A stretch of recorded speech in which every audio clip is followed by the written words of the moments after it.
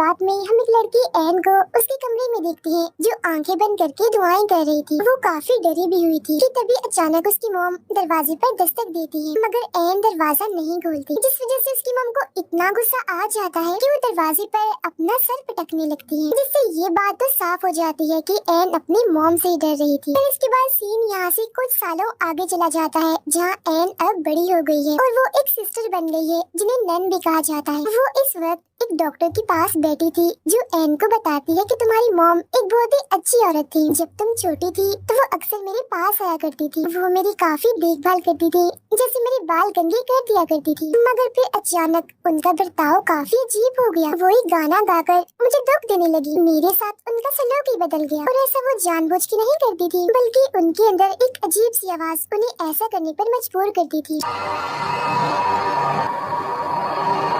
क्योंकि असल में वो पोजेस हो चुकी थी, मतलब कि शैतान ने उन पर कब्जा कर लिया था। इसके बाद दिखाया जाता है कि 1835 में एक्सॉर्सिज्म सिखाने के लिए एक स्कूल बनाया गया। एक्सॉर्सिज्म यानी काले जादू का तोड़। लेकिन अब क्योंकि पोजेस्ड यानी जिन पर शैतान ने कब्जा किया हुआ था उनकी तादाद बढ़ती जा रही थी, तो उसी स्कूल में अब उन लोगों को भी रखने का फैसला किया जाता है जो पोजेस्ड हो, जहाँ उन सबकी देखभाल सभी सिस्टर्स और नन्स करेंगे, मगर वो एक्सॉर्सिज्म से दूर रहेंगे, क्योंकि सभी फादर्स और प्रीस्ट एक्सॉर्सिज्म सीखकर उनकी पोजेशन को खत्म करेंगे, जिससे वो बिल्कुल ठीक हो जाए। अब हम एन को देखते हैं जो पहले एक बड़े चर्च में रहती थी, मगर अब वो भी इस स्कूल में आ जाती है। हालांकि वो एक नन है, सिस्टर है, एक्सॉर्सिज्म से उसका कोई लेना देना नहीं है, मगर फिर भी एक्सॉर्सिज्म सीखने में उसकी काफी दिलचस्पी होती है। फिर जब वो क्लास में थी तो वही डॉक्टर जिससे एन बातें कर रही थी वो सबको जादू टोने और इसके तोड़ के बारे में बता रही। यहाँ पर कुछ मरीज ऐसे थे जिनका ध्यान एन रख रही थी। कुछ वक्त पहले ही यहाँ एक और मरीज भी आई थी जिसका नाम नेटली था, जो सिर्फ एक 10 साल की बच्ची थी। एन उससे बातें करती है, हंसी मजाक करती है, जिससे वो बच्ची काफी खुश रहती है और एन को वो बहुत पसंद करती है। अब रात को जब एन अपने कमरे में थी तो तभी उसे किसी के पुकारने की आवाज आती है, इसके साथ ही उसे कुछ आहट भी महसूस होती है। वो चेक करने बाहर जाती है, मगर वहाँ कोई भी नहीं था। फिर जब वो मरीजों वाले एरिया में घूम रही थी तो तभी उसे किसी बच्चे की रोने की आवाज आती है, वो भी कई बार, बहुत ज्यादा। उसे कुछ भी समझ नहीं आ रही थी कि आखिर ये आवाज आ कहाँ से रही। मगर फिर तभी अचानक उसके सामने नेटली आ जाती है। उसे देख वो थोड़ी हैरान रह जाती है, ये सोचकर कि वो बाहर कैसे आ गई, क्योंकि सारे मरीजों को हमेशा ही उनके कमरों में बंद करके रखा जाता है और सिर्फ 2-3 नन्स अंदर जाती थी। मगर फिर वो उसे थोड़ी बहुत बात करके दोबारा कमरे के अंदर भेज देती है। वो फिर जब नीचे वाले हिस्से में आ रही थी तो उसे दोबारा से किसी के पुकारने की आवाज सुनाई देती है। तो वो यहाँ इस बारे में सोचने लगती है कि आखिरी आवाजें मुझे सुनाई क्यों दे रही हैं, क्योंकि वो दरअसल इन आवाजों को थोड़ा बहुत पहचान चुकी है। इसके बाद वो क्लास के पास से गुजरती है जहाँ हेड फादर सारे नए फादर्स और प्रीस्ट को क्लास दे रहे थे और सभी को एक्सॉर्सिज्म के बारे में बता रहे थे। वो यहाँ एक लड़की की वीडियो दिखाते हुए बताते हैं कि ये पोजेस हो गई थी, इस पर एक्सॉर्सिज्म ने काम नहीं किया, जिस वजह से इसकी मौत हो गई, क्योंकि उस पर शैतान का कब्जा बहुत ही ज्यादा गहरा था। अब एन भी आकर चुपके से इस क्लास में बैठ जाती है, क्योंकि उसकी दिलचस्पी तो इस टॉपिक पर पहले ही बहुत थी। फादर उसे देख लेते हैं मगर कुछ नहीं कहते। आगे फादर बताते हैं कि जब हम किसी पोजेस्ड इंसान के सामने जाते हैं तो एक तरह से हम किसी जंग के मैदान में आ जाते हैं, इसीलिए हमें पूरा ध्यान रखना पड़ता है और अपने सारे हमले भी बिल्कुल तैयार रखने पड़ते हैं। हमें गॉड की कई बातों को हमेशा याद रखना होता है, क्योंकि शैतान और उसके साथी हमारा ध्यान भटकाने की कोशिश करते हैं। अलग अलग चालें चलकर, जाल बिछाकर वो हमें कमजोर करने की कोशिश करते हैं, इसीलिए हमें उनका सामना काफी अच्छे से करना होगा और कुछ भी हो जाए गॉड पर यकीन रखना हो, क्योंकि तभी हम किसी पोजेस्ड इंसान पर एक्सॉर्सिज्म करके उसे ठीक कर सकते हैं, जो कि बहुत बार नहीं हो पाता और शैतान का शिकार पोजेस्ड इंसान मारा जाता है। फिर इसके बाद एन इस लड़की की रिकॉर्ड फाइल और रिकॉर्डिंग चेक कर रही होती है, जिसमें उस लड़की ने भी एक आवाज के बारे में बताया था कि वो आवाज मुझे अक्सर सुनाई देती है। अब यही हम एक पुराने वक्त का सीन देखते हैं जहाँ एन डॉक्टर को बता रही थी कि जब मेरी मॉम पोजेस्ड थी तो उन्हें भी कोई आवाज सुनाई देती थी जो उनसे सिर्फ एक ही बात करती थी कि मैं तुम्हें नहीं बल्कि तुम्हारी बेटी एन को लेना चाहती हूँ, क्योंकि वो खास है, गॉड की तरफ से चुनी हुई सिपाही है जो हमारे खिलाफ लड़ेगी। अब लाइब्रेरी में एन और लोगों के रिकॉर्ड्स भी पढ़ना चाहती है, मगर वहाँ बैठी नैन उसे कहती है कि जो रिकॉर्ड फाइल तुमने देखी बाहर बस वही पड़ी है और इसके अलावा मैं तुम्हें कुछ नहीं दिखा सकती। अब हेड नैन एन एन को समझाती है कि आइंदा की बात तुम कभी भी प्रीस्ट और फादर की क्लास में नहीं जाओगी, समझ गई ना? क्योंकि वहाँ एक्सोर्सिज्म सिखाया जाता है जिसे तुम दूर ही रहो। जिस पर एन कहती है एक्सोर्सिज्म सिर्फ मर्द ही करते हैं, जबकि औरतें भी इसे कर सकती हैं, तो इसमें क्या बुराई है? जिस पर नन साफ मना कर देती है कि जो भी है बहरहाल तुम नहीं जाओगी, जिस पर एन को उसकी बात माननी ही पड़ती है। यहाँ पर हेड फादर भी थे जिनकी क्लास में एन चली गई थी। वो बताते हैं कि एन सीखना चाहती है तो इसे सीखने दे। नन बोलती है एक्सोर्सिज्म सीखकर ये खतरा ही मोल लेगी, जिससे मैं इसे बचाना चाहती हूँ क्योंकि मैं इसकी हिफाजत करना चाहती हूँ। इसके बाद एन एक बूढ़े मरीज की देखभाल कर रही होती है, मगर तभी अचानक वो उसकी मॉम वाला गाना गाने लगता है, जो सुन वो परेशान हो गई थी। लेकिन तभी वो बूढ़ा आदमी उस पर हमला कर देता है और एन को पकड़ लेता है। वो उससे बचने की कोशिश कर ही रही थी कि तभी वो मरीज खुद ही बेहोश हो जाता है। अब इस बारे में नन और हेड फादर अपने सीनियर प्रीस्ट से बात कर रहे थे, जिस पर वो प्रीस्ट कहते हैं कि सिर्फ एन की यहाँ मौजूदगी से ही वो पोजेशन दोबारा से शुरू हो गया है। जब भी तो बूढ़े आदमी को शैतान ने पोजेस्ट कर लिया, मतलब की बात काफी बड़ी है, खतरे वाली है। जिस पर नन कहती है कि अगर ऐसा है तो हमें एन को दोबारा से बड़े चर्च भेज देना चाहिए जहाँ से वो आई है। जिस पर फौरन हेड फादर कहते हैं कि इसका कोई फायदा नहीं होगा, जगह बदलने से शैतान पीछा नहीं छोड़ते, तो मैं चाहता हूँ कि उसे यही रखकर एक्सोर्सिज्म सिखाना चाहिए। इस पर नन कहती है कि नहीं, ऐसा नहीं हो सकता, सालों से चलते आ रहे रस्म रिवाज के खिलाफ है। ये बात तय है कि कोई औरत एक्सोर्सिज्म नहीं कर सकती। फादर बोलते हैं कि हम उसे किसी का तोड़ करने के लिए नहीं सिखाएंगे, बस इतना उसे सिखा देंगे कि वो अपनी हिफाजत खुद कर ले, क्योंकि मुझे महसूस हुआ है कि उसका काफी करीबी ताल्लुक है। जिस पर फौरन नन बोलती है कि इसमें कौन सी बड़ी बात है, गॉड से तो हम सबका ही करीबी ताल्लुक है। जिस पर फादर कहते हैं गॉड से नहीं, शैतान से, उसका शैतान से करीबी ताल्लुक है। फिर अगले दिन एन एक्सोर्सिज्म वाली क्लास में जाने लगती है, जहाँ एक फादर जिसकी एन से दोस्ती हो गई थी, उसके अलावा सब इस बात से नाखुश थे। क्लास खत्म होने के बाद फादर उन्हें असली एक्सोर्सिज्म की झलक दिखाने के लिए ऊपर वाले फ्लोर पर ले जाते हैं। ये एक ऐसी जगह थी जहाँ सबसे खतरनाक पोजेशन वाले लोगों को हिफाजती कमरों में रखा जाता है, और जिस कमरे के पास वो आए थे इसमें नेटली को रखा गया था क्योंकि उसका पोजेशन काफी बढ़ गया था। तब हेड फादर दो छोटे फादर जो अब एक्सोर्सिज्म सीख रहे थे उन्हें इस कमरे में भेजने का फैसला करते हैं एक्सोर्सिज्म करने के लिए, और उन्हें बताते हैं कि जिस पर तुम एक्सोर्सिज्म करने जा रहे हो वो सबसे खतरनाक शैतान है, जो सबकी खुफिया राज, उनकी शर्मिंदगी और सभी गुनाहों को जानता है, जिन्हें वो फिर उस इंसान के खिलाफ इस्तेमाल करता है जिसके अंदर वो होता है, और ऐसा करके वो उसकी आत्मा को तोड़ता है। तो तुम इस चीज का खास ध्यान रखना। फिर इसके बाद वो एक्सोर्सिज्म करने के लिए उस कमरे के अंदर चले जाते हैं और अपने जादुई अल्फाज और मंत्र पढ़ने लगते हैं, लेकिन पोजेस्ड हुई नेटली पर इनका कोई असर नहीं होता। वो अब उल्टा इन्हें ही डराने लगती है और इन पर हमला कर देती है, जिसके बाद वो कूदकर सीधा जाकर छत से लग जाती है। अब इस कमरे की खिड़की के शीशे ऐसे थे जिनसे बाहर का कुछ भी नजर नहीं आता था, जबकि बाहर खड़े लोग अंदर देख सकते। एन बाहर खड़ी ये सब कुछ देख रही थी कि तभी नेटली खिड़की के पास आकर बाहर एन को देखने लगती है, जो जाहिर है इस वजह से मुमकिन हुआ क्योंकि इस वक्त वो शैतान के कब्जे में थी, और वो यहाँ एन को डराने लगती है, जैसे वो अपनी आंखों पर हाथ रख लेती है और उसके हाथों से कीड़े निकलने लगते हैं। फिर वो शैतान एन से कहता है तुम मुझे अपने अंदर आने दो, मतलब कि तुम मुझे खुद को पोसेस्ड करने दो। फिर फौरन ही फादर कमरे के अंदर आ जाते हैं क्योंकि बात अब बस से बाहर हो गई थी, मगर पोजेस्ड नेटली उन पर भी हमला कर देती है, जिसके बाद अब एन अंदर आती है और उससे बात करने लगती है। वो कहती है संभालो खुद को और जल्दी करो, होश में आओ। तब उसकी ये बात नेटली पर असर भी करती है क्योंकि वो फौरन ही होश में आने लगी थी, मगर तभी अचानक उसके अपने ही बाल उसके मुंह में जाने लगते हैं, लेकिन उन बालों को दोनों छोटे फादर्स पकड़ लेते हैं, जबकि हेड फादर फिर अपने मंत्र और जादुई अल्फाज पढ़ने लगते हैं, जिसके साथ ही नेटली फौरन होश में आ जाती है और वो उसके बाल बाहर निकालते हैं, जिन्हें एक शैतानी हाथ में पकड़ा हुआ था क्योंकि शैतान उसके अंदर था। फिर अब कुछ वक्त के बाद दोनों छोटे फादर और एन आपस में बात कर रहे होते हैं क्योंकि तीनों की काफी अच्छी दोस्ती हो गई। उनमें से एक फादर कहता है कि एन का तरीका काम कर गया क्योंकि कहीं न कहीं नेटली उस पोजीशन में मौजूद थी जिसने तुम्हारी बात सुन ली और होश में आने की कोशिश की। ये कहकर वो उसे अपनी बहन के बारे में बताने लगता है कि मेरी बहन की शादी हुई थी, उसका बच्चा जब होने वाला था तो किसी वजह से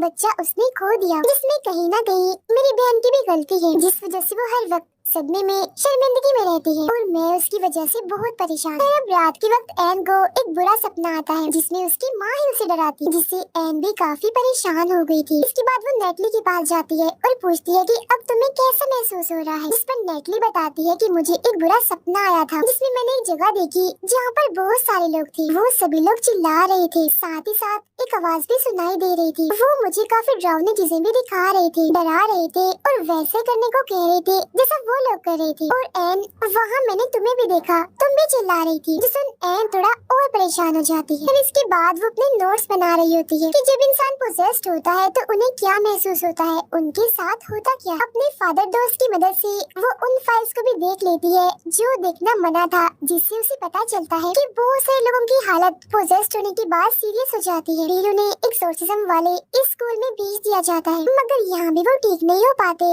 और मारे जाते हैं। ये जानकर एन काफी परेशान हो जाती है क्योंकि नेटली की हालत अब दिन ब दिन खराब होती जा रही थी। फिर उसे पोजेशन से बची एक लड़की का इंटरव्यू मिलता है जिसमें वो बताती है कि मैं बच तो गई थी मगर पोजेशन में मैंने अपने साथ बहुत गलत किया था, मतलब कि खुद को नुकसान पहुंचाया, अपना चेहरा तक बिगाड़ लिया था। मैंने ऐसा कदम इसीलिए उठाया क्योंकि जो मेरे अंदर का शैतान था जिसने मुझे पोजेस्ट किया हुआ था, उसने मुझे मेरे गुनाहों और शर्मिंदगी का एहसास दिलाया और आज भी मैं उसी शर्मिंदगी में जी रही हूँ। अब हमें माजी का एक सीन दिखाया जाता है जहाँ एन की मॉम पोजेशन में थी और उस पर हमला करने की कोशिश कर रही थी, मगर फिर अचानक से उसकी मॉम ने अपनी ही जान ले ली। अब एन हेड फादर के पास आती है और उन्हें बताती है कि पोजेशन के टाइम पर शैतान उस इंसान की शर्मिंदगी और गुनाहों को इस्तेमाल करता है और जब वो इंसान अपनी शर्मिंदगी और गुनाहों पर पूरी तरह से टूट जाता है तो तब वो इंसान उस पर कब्जा कर लेता है। ऐसा करके वो जीत जाता है और पोजेस्ड हुए इंसान को फिर चाहे जहाँ भी भेजा जाए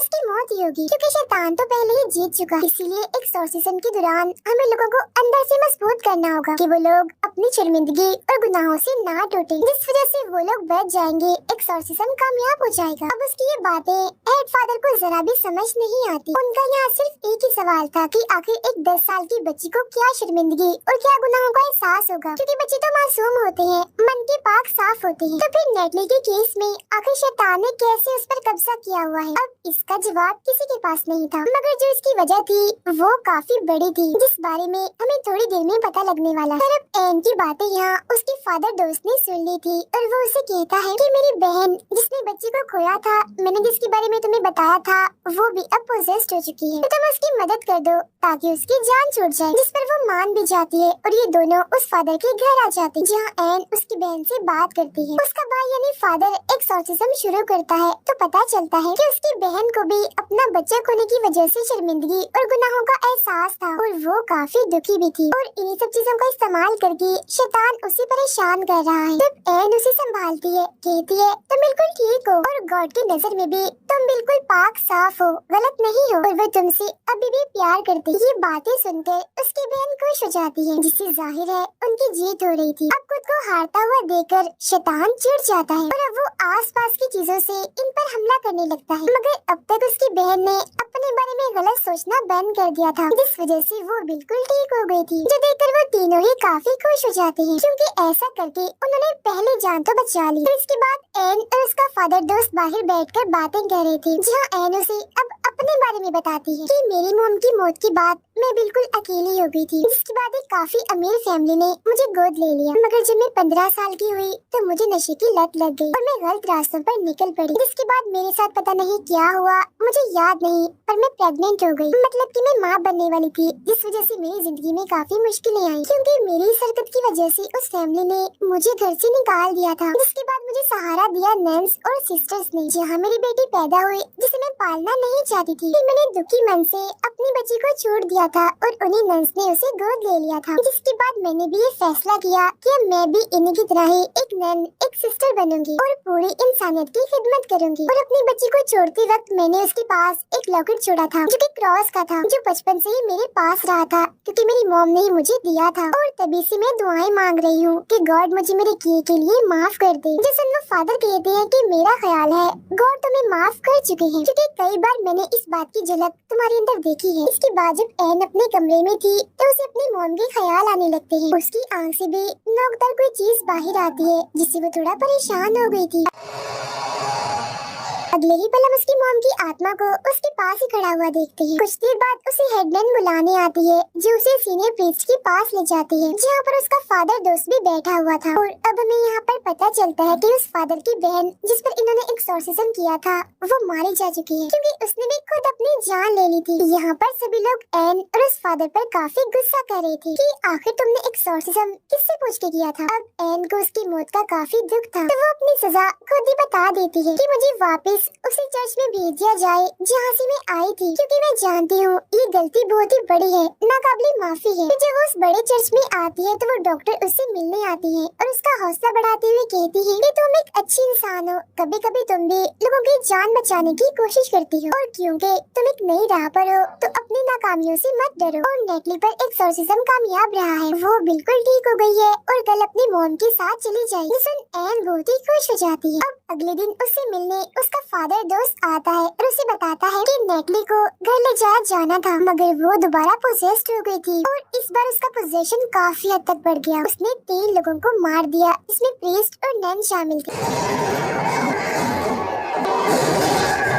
फिर वो उसे क्रॉस लॉकेट देता है और कहता है कि पोजेशन की हालत में नेटली ने कहा था कि इसे मैं तुम तक पहुंचा दूं। अब उस क्रॉस लॉकेट को देखकर एन समझ जाती है कि तो वही लॉकेट है जो मैंने अपनी बेटी को दिया था उसे छोड़ते वक्त। इसका मतलब ये है कि नेटली और कोई नहीं बल्कि मेरी बेटी ही है। और अब हमें यहाँ ये बात पता चल गई है कि शैतान को उस बच्ची में आखिर कोई शर्मिंदगी क्यों नहीं मिली क्योंकि उसे वो बच्ची नहीं चाहिए थी बल्कि वो तो उसके जरिए बस एन तक पहुँचना चाहता था और उसे नेटली के नाम से तोड़ना कमजोर करना चाहता था। ये जानकर वो फौरन उस फादर के साथ नेटली को बचाने के लिए निकल पड़ती है क्योंकि वो उसकी बेटी भी है और एक बच्ची भी है तो वो उसे कुछ भी होने देना नहीं चाहती। उधर नेटली को एक खुफिया जगह पर लाया जाता है जहाँ उस पर एक्सॉर्सिज्म चल रहा था और ये वही जगह थी जहाँ पर 1835 के टाइम से जादू टोने और एक्सॉर्सिज्म किए जाते थे। यहाँ एक फादर के साथ कुछ प्रीस्ट थे जो नेटली पर जादुई अल्फाज और मंत्र पढ़ रहे थे जिनका उस पर कोई असर नहीं हो रहा था।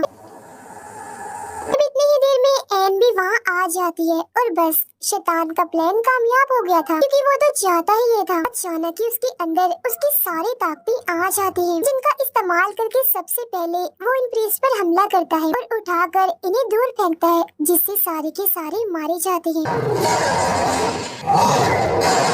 अब एन उसके पास जाती है और नेटली से बात करने की कोशिश करती है मगर यहाँ शैतान ही उससे बात कर रहा था और पूछता है कि तुमने अपनी बेटी को क्यों छोड़ दिया था, तुम ये बात छुपाओ मत, सबको बताओ। अब यहाँ हमें पता चलता है कि आखिर क्यों एन की मॉम ने अपनी जान ली थी। ऐसा उन्होंने इसलिए किया था ताकि ये शैतान एन तक ना पहुँच सके। दरअसल उन्होंने अपनी बेटी को बचाने के लिए खुद की कुर्बानी दी थी क्योंकि जैसा कि मैंने आपको बताया था कि एन खास है और उसने भी अपनी बेटी को इसलिए छोड़ा था ताकि वो हर लिहाज से महफूज रह सके क्योंकि वो जानती थी कि ये आवाज यानी ये शैतान उसके पूरे खानदान का पीछा करे। मगर शैतान उसके पीछे पड़ा ही रहा और आज वो उसके रूबरू आ ही गया। अब यहाँ पर एन अपनी मॉम की तरह ही अपनी बेटी की जान बचाना चाहती थी। वो शैतान को अपने अंदर आने की दावत दे देती है। अगले ही पल शैतान उसके जिस्म में जाकर उसे पोसेस कर लेता है। ये देख एक फादर नेटली की जान बचाने के लिए उसे यहाँ से लेकर भागने लगता है मगर यहाँ के सारे दरवाजे अपने आप ही बंद हो जाते हैं इसलिए वो उसे छोटी सी जगह से बाहर निकालकर छुपने का कहता है। अब एन जिसे कोई होश नहीं था क्योंकि वो पोजेस्ड थी अपनी बेटे को मारने के लिए आ रही होती है। हालांकि फादर उसे रोकने की कोशिश भी करते हैं मगर वो पहले ही बाहर आ चुकी थी। वो नेटली को पकड़कर एक तालाब में डुबोने लगती जो कोई आम पानी नहीं था बल्कि होली वाटर था। अब एन तो पूरी तरह से पोजेस्ड है जबकि फादर अंदर बंद है तो अब नेटली को कौन बचाने आएगा। तो उसे यहाँ बचाने के लिए आती है उसकी नानी यानी कि एन की मॉम जो हमेशा से ही उसके पास थी क्योंकि वो उसकी हिफाजत कर रही। तो अब यहाँ एन थोड़ा थोड़ा पोजेशन से बाहर आने लगती है। उसे अपनी फैमिली और अपनी मॉम के साथ गुजारे सभी अच्छे पल याद आने लगते हैं। साथ ही उन लोगों की भी याद आने लगती है जिन्होंने एन को बचाने के लिए अपनी जान दी थी और अब उनसे हिम्मत लेकर वो शैतान से लड़ने लगती है। वो अब आहिस्ता आहिस्ता अपने सर पर वही क्रॉस वाला लॉकेट घुसाने लगती है और उस हॉली वाटर के तालाब में कूद जाती है। अब हॉली वाटर में नहाने से उसके सारे गुनाह खत्म हो गए थे इसलिए शैतान उसके जिस्म को छोड़कर चला जाता है। अब अगले सीन में हम हॉस्पिटल में एन को देखते हैं, जिससे मिलने नेटली आती है। मगर उसने नेटली को ये सच्चाई नहीं बताई होती कि मैं तुम्हारी मॉम हूँ। ऐसा उसने इसलिए किया था ताकि वो खुश रह सके। यहाँ नेटली उसका शुक्रिया अदा करके चली जाती है। इसके बाद नेटली वापस से एक्सोर्सिज्म स्कूल में आ जाती है, जहाँ इस वजह से कि कैसे उसने सबकी जान बचाई और अपनी जान की परवाह ना करते हुए शैतान को हराया। सब लोग काफी खुश थे। फिर सीनियर प्रीस्ट उसे कहते हैं कि अब तुम भी एक्सोर्सिज्म सीखोगी, लोगों के काम आओगी और पहली बार ये रिकॉर्ड बनाओगी कि कोई औरत भी एक्सोर्सिस्ट है जो एक्सोर्सिज्म करके लोगों की जान बचाती है। जिसे एन खुशी से झूम उठती है। इसके अलावा भी सभी लोग काफी खुश थे। हेड फादर भी उसका हौसला बढ़ाते हैं, कहते हैं कि मैं भी तुमसे बहुत खुश हूँ, हमेशा आगे बढ़ती रहो, कामयाब रहो। साथ ही वो उसे चेतावनी भी देते हैं कि अब तुम संभल कर रहना, क्योंकि अगर तुम शैतान को जान चुकी हो तो वो भी तुम्हें जान गया होगा और अगली बार वो चाल किसी और अंदाज में चलेगा। वो अभी भी तुम्हारा पीछा नहीं छोड़ेगा। उसकी ये बात सुनकर और इस पर अमल करने का कहकर वो फौरन यहाँ से निकल जाती है। मगर जब वो गाड़ी में थी तो वहाँ एक पोजेस्ड औरत को देखती है। इसके अलावा जो उसकी गाड़ी का ड्राइवर था, अचानक से वो भी पोजेस्ड हो जाता है। असल में ये सब शैतान के साथी थे, जिन्हें शैतान ने ही हेल इन्हें जहन्नम से भेजा था एन को रोकने के लिए। तब एन भी अपना क्रॉस उठाती है और उन्हें रोकने के लिए तैयार हो जाती है, जहाँ तभी अचानक वो सारे पोजेस्ड लोग उस पर हमला कर देते। अब यहाँ मैं आपको एक बात बता दूं, ये प्रे दुआ वाला नहीं था बल्कि शिकार वाला था। और इस कहानी में जो शैतान की प्रे थी वो और कोई नहीं बल्कि एन, उसकी मॉम और उसकी बेटी, क्योंकि ये तीनों गॉड की तरफ से ही चुनी गई थी। वजह ये है कि इनमें से एन को एक्सोर्सिज्म सीखने का बहुत शौक था। और इसी के साथ ही ये फिल्म इधर ही खत्म हो जाती।